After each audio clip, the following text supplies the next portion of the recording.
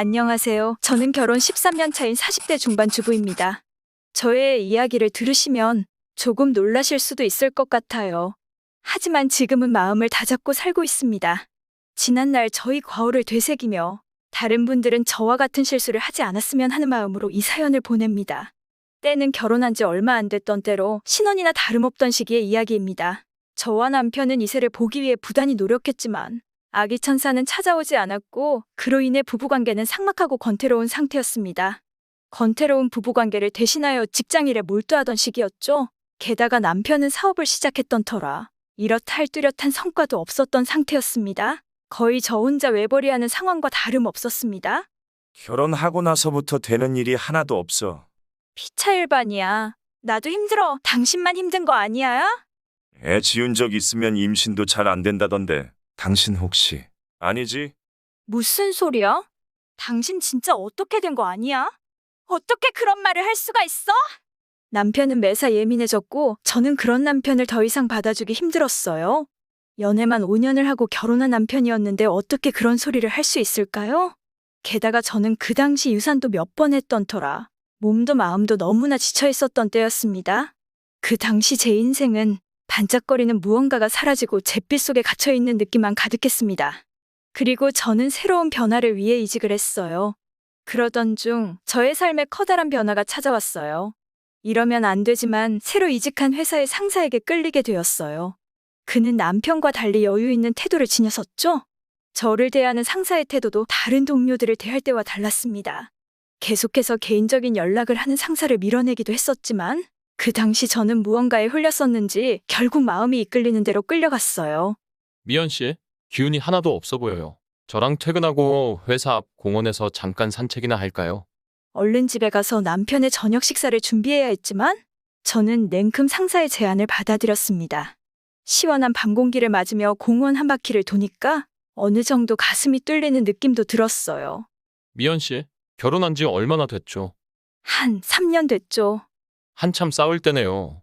맞아요. 요즘은 싸우는 게 일상이에요. 남편이 잘해줘요. 잘해줬으면 좋겠는데 영 서로 아쉬운 소리만 하게 되더라고요. 이상하네요. 제가 미연 씨 같은 와이프 있었으면 싸울 시간도 없었을 것 같은데. 저는 상사와 눈빛을 마주칠 때마다 설레는 마음을 감출 수 없었습니다. 당신 요즘 너무 늦는 거 아니야? 회사 일이 많으면 얼마나 많다고 툭하면 늦게 들어와. 내일이 당신 사업처럼 한가한 줄 알아? 이직한 지 얼마 안 돼서 더 바빠. 당분간은 계속 늦을 거야. 그러니까 앞으로는 당신이 알아서 저녁 챙겨 먹어. 그에 비해 저와 제 남편은 모든 것에 지쳐 있었고 누가 툭 건들면 바로 분노가 차오를 만큼 힘들었던 상태였습니다. 당신 지금 내 사업 안 된다고 눈치 주는 거야. 도무지 힘들어서 못 버티겠다. 정 힘들면 잠깐 쉬던가. 남들은 휴가를 갔다 오니만이 이직을 하니만이 하던데. 휴가 내는 게 쉬워. 사업 초기 단계라 신경 쓸 건 많은데 휴가? 내가 당신 같은 줄 알아? 당신이 그렇게 말 안 해도 이미 여기저기 신경 쓸 게 너무 많아. 내가 알아서 할 테니까 신경 쓰지 마. 어떤 말을 해도 남편은 가시도치말로 대답했고 저도 더 이상은 남편과 대화를 이어갈 의지가 사라졌습니다. 그러던 어느 날 회사에서 단체 회식을 했습니다. 분위기가 무르익고 자리도 정리될 때쯤 상사가 한 가지 제안을 하더군요. 미연 씨, 괜찮으세요? 아직도 기운이 없어 보여요. 아, 네, 괜찮아요. 필요하면 언제든지 털어놓으세요. 제 어깨는 항상 준비되어 있어요. 이참에 따로 2차 갈까요? 결국 저는 상사와 2차를 가서 둘이서 따로 술 한 잔을 하게 되었습니다. 상사의 어깨만 기대고 있어도 응어리가 풀리고 속이 뚫리는 느낌이 일종의 도피처가 되어버렸죠. 그렇게 함께 있을 때마다 더욱 빠져드는 마음을 어찌할 바를 몰랐습니다. 그리고 그날 밤 저희는 금지된 로맨스를 시작하게 되었습니다. 이래도 되는 건지 모르겠어요. 저도 그래요. 하지만 우리 둘의 마음이 거짓은 아니라는 건 사실이잖아요. 이후로 저는 상사와의 로맨스를 즐기면서도 남편이 눈치채지 않도록 감추려 했었습니다. 하지만 상사는 점차 더 강한 애정을 표현하기 시작했고 저는 안 되는 걸 알면서도 빠져들 수밖에 없었습니다. 그가 주는 선물이 하나둘씩 늘어나고 그런 생활이 이어지면서 당연하게도 남편과의 관계는 심상치 않게 흘러가게 되었습니다. 남편은 저희 변화를 눈치채고 저에게 압박을 주기 시작했어요. 당신 회사 일이 아직도 그렇게 많아? 이직한 지도 꽤 됐는데. 적응은 거의 다 했는데 지금이 한참 회사가 바쁠 때라네. 다음 달까지가 최고로 바쁠 거래. 내가 알기로 당신이 다니는 업계는 지금 그렇게 바쁠 시기가 아닌데 말이지. 이 회사가 유독 그런가 봐. 나 출근할게. 남편의 의심이 커지자 저의 거짓말은 상사와의 관계처럼 더더욱 깊어졌습니다. 하지만 그럴수록 상사와의 관계는 깊어졌고 오히려 남편과의 간극만 더더욱 커져갔어요. 미연 씨, 남편한테 싫은 소리만 계속 듣고 그걸로 힘들어하는 모습을 보는 저도 너무 힘들어요. 미연 씨만 괜찮다면 저는 언제든지 기다릴 수 있지만 이 기다림이 너무 오래 가진 않았으면 해요. 제가 더 잘해줄 수 있어요. 남편의 관계가 나빠질수록 상사의 끌어당김은 더욱 커져만 갔습니다. 상황이 이쯤으로 치닫자 저는 결단을 내려야 한다고 생각했어요. 비록 어떤 것이 맞는지 어떻게 해야 할지 판단할 수 없는 지경에 이르렀지만 한 가지 확실한 건 제가 아직 남편을 사랑한다는 점이었어요. 상준 씨, 저도 제 맘을 잘 모르겠어요. 제가 남편을 미워하는 건 맞지만 그렇다고 남편을 사랑하지 않는 건 아니에요. 그러던 어느 날 아침 출근하기 전에 남편이 외식을 하자고 하더군요. 여보, 오늘 저녁은 외식 어때? 당신 갈비 좋아하잖아. 요즘 우리 너무 싸우기만 하고 제대로 된 대화도 못 나눴던 것 같아. 나도 너무 예민했었고 당신 회사 근처에 괜찮은 갈비집 있던데 오늘은 퇴근하면 거기서 같이 먹자. 저는 순간 가슴이 철렁했습니다. 그 갈비집은 상사와도 자주 먹으러 가는 곳이었거든요. 혹시나 남편이 상사와의 관계를 눈치채고 저를 떠보는 것은 아닌지 고민도 하고 차라리 야근이 있다 말하고 자리를 피할까 생각도 했습니다. 하지만 남편의 부쩍 헬쓱해진 얼굴, 퍼석해 보이는 피부와 축 늘어진 어깨가 너무나 안쓰러워 보였고 저는 비로소 상사와의 관계를 고백할 다짐을 했습니다. 상준 씨, 오늘은 남편과 같이 저녁을 먹을 거예요. 그리고 이제 우리의 관계도 정리를 해야 할 때가 오는 것 같아요.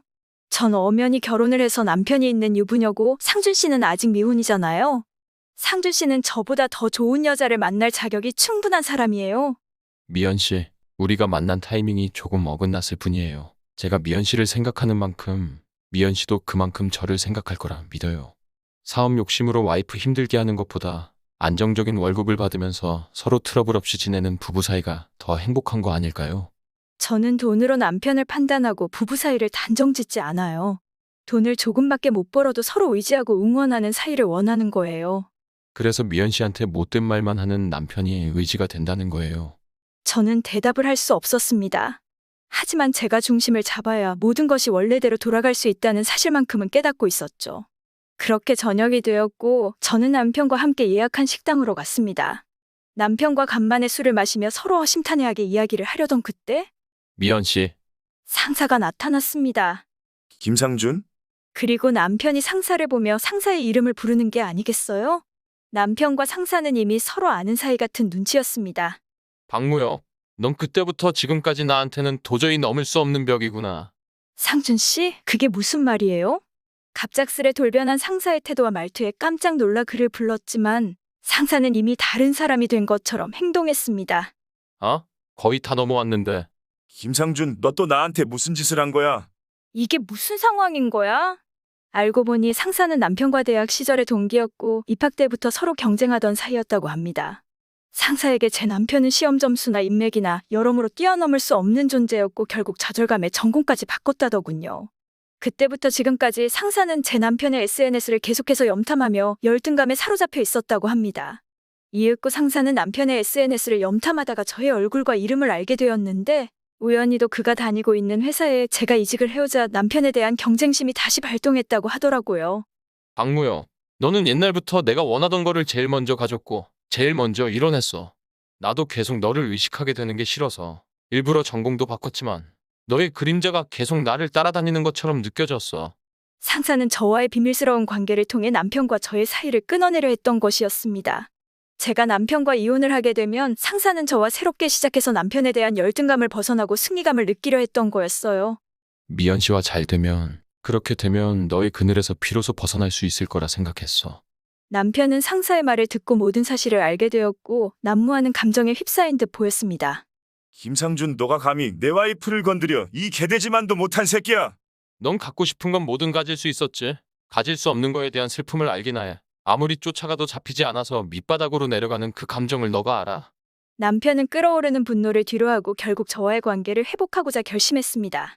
너가 아무리 와이프와 내 사이에서 장난질을 쳐도 절대 우리 사이를 끊어낼 수 없어. 저는 남편의 진심을 느끼며 후회와 죄책감으로 참회의 눈물을 흘렸습니다. 여보, 미안해. 진짜 미안해. 미연아, 그렇다고 너가 외도한 사실이 사라지는 건 아니야. 여보, 내가 정말 미쳤었나 봐. 하지만 내가 그만큼 소홀했으니 너도 잠깐 잘못된 선택을 했던 거라고 생각해. 우리가 함께 한 시간이 몇 년인데 난 이렇게 우리 사이가 끝나는 건 싫어. 나도 당신한테 잘못한 게 있으니까 미안해 여보. 그렇게 저와 남편은 오랜 시간 대화를 나누고 울면서 서로의 상처와 오해를 풀어갔습니다. 미연아, 나도 미안해. 내가 그동안 너를 소중하게 여기지 못했어. 너에게 더 많은 관심을 가져야 했는데. 하지만 우리 지금부터라도 다시 시작해보자. 우리 여태껏 있던 일들은 서로 가슴에 묻어두고 진정한 부부가 되기로 하자. 저는 남편의 말에 가슴이 먹먹해져 한참을 울었습니다. 그동안 저는 외로움과 권태로움에 시달린다면서 저 스스로를 애써 합리화해왔습니다. 하지만 남편의 따뜻한 손길과 진심 어린 말에 저는 깨달았어요. 내가 진정으로 사랑하는 사람은 남편이라는 것을요. 외도를 했다는 사실은 잊혀지지 않을 거야. 하지만 우리 이제 서로에게 더 진심으로 다가가자. 그날 저는 상사에게 이렇게 말했습니다. 저는 남편과 함께 다시 시작할 거예요. 시작은 당신이 했지만 그 장난질에 휘말린 저도 잘못이 분명히 있다고 생각해요. 당신과 저 사이에 일어난 모든 일은 미친 짓이나 다름없었어요. 이제 서로 그만하고 각자의 길을 가요. 저는 남편에 대한 미안한 마음과 후회로 가슴이 너무 무거웠습니다. 하지만 남편과의 관계를 회복하고 가정을 지키기 위해서는 저의 잘못을 묻어만두는 건 맞지 않다고 생각했습니다. 그 후 저희는 함께 부부 상담을 받기 시작했습니다. 처음에는 서로의 상처와 원망 때문에 대화가 많이 힘들었어요. 하지만 여러 번의 상담을 통해 서로를 이해하고 용서하기로 마음을 먹었습니다. 저희는 서로에게 솔직하게 마음을 터놓고 앞으로 어떻게 살아가야 할지 함께 이야기하며 점차 믿음과 사랑을 되찾아갔습니다. 미연아, 그동안 너무 외로웠지. 미안해. 빨리 사업에 성공해서 너를 편하게 해주고 싶었어. 아니야, 나도 미안해. 서로 힘들수록 더 잘했어야 하는 건데 아무래도 내가 잠깐 미쳤었던 것 같아. 그렇게 저와 남편은 함께 화해와 휴식을 위한 여행을 갔고 그곳에서 오랜만에 웃음과 행복을 찾았습니다. 그리고 우리는 서로에게 약속했습니다. 앞으로는 소중한 사람을 위해 노력하고 어려운 시기에도 서로를 의지하며 살아갈 것이라고 말이죠. 시간이 지남에 따라 저희 부부는 다시 사랑하는 법을 배웠고 깨진 신뢰를 조금씩 회복해 나갔습니다. 그리고 어느 날 반가운 소식이 찾아왔습니다. 오랫동안 기다렸던 아기 천사가 드디어 찾아온 것이었어요. 저희 부부는 기쁨에 겨워 서로를 부둥켜 껴안고 눈물을 흘렸습니다. 그렇게 저희는 새로운 가족을 맞이하며 또다시 새로운 출발을 시작했습니다. 과거의 상처와 실수를 깨닫고 더 강한 사랑과 믿음으로 이어진 저희 부부는 앞으로도 서로를 의지하며 행복한 가정을 이루기로 결심했습니다. 그리고 그때 저희에게 찾아온 귀여운 아기 천사는 이제 곧 초등학교 입학을 앞두고 있답니다. 부부 사이는 칼로 물베기라는 말이 있죠.